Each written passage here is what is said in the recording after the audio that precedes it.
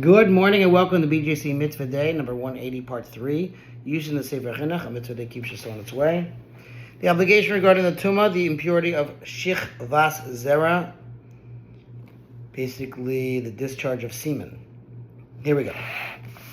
The Chinuch presents some guidelines for the Tumah of Zera, the impurity of this seed, the semen that was spilled, which generally apply equally to a Balkari, again, the owner, the person who had that emission, and other recipients of the tumah, i.e. other people or things that touch the seed. However, Chinuch begins by noting that a Balkari is different from one who merely touches Zera in one respect. Among the laws of the mitzvah is that which the sages of blessed memory stated in Tractate Nida, the Gemara Nida, that the minimum amount of Zera that conveys impurity to one who touches it is equal to the volume of a lentil bean. One who experiences literally sees a seminal discharge, a balkari, however, is rendered tamei for any amount. So touching, you have to lentil bean, the actual person who emits it, any amount. The Chinuch proceeds to enumerate other guidelines for the tumah, the impurity of a balkari.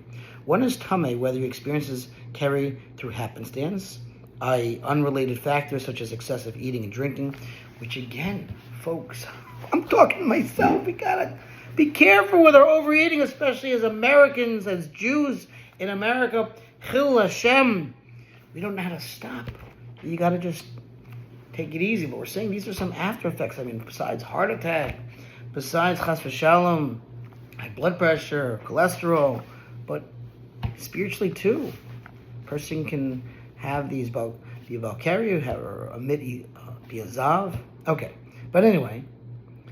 So again, one is impure whether he experiences keri through happenstance, unrelated factors such as excessive eating and drinking, or by will, due to naturally related factors such as improper thoughts or marital relations. Another law states that zera, the seed that emits from a child, does not convey impurity. Also, red tinged zera is not tamei. Only ordinary zera, which is white, is tamei, impure. Lastly, any zera that emits without the person feeling a sensation, neither at the beginning of its release nor at the end, is not tamei, is not impure. There's more on this in the footnotes. The Chinuch presents a case where one is presumed tamei, impure, even though he does not recall having had an emission, but based on compelling evidence. If one had improper thoughts at night and subsequently dreamed that he was engaging in cohabitation, and when he arose from his sleep, he noticed that his flesh, his organ was warm, indicating that an emission occurred, even if he did not see any zera on himself or his clothing, we say that the zera became absorbed and lost in his clothing, and he is presumed to be tamei, impure.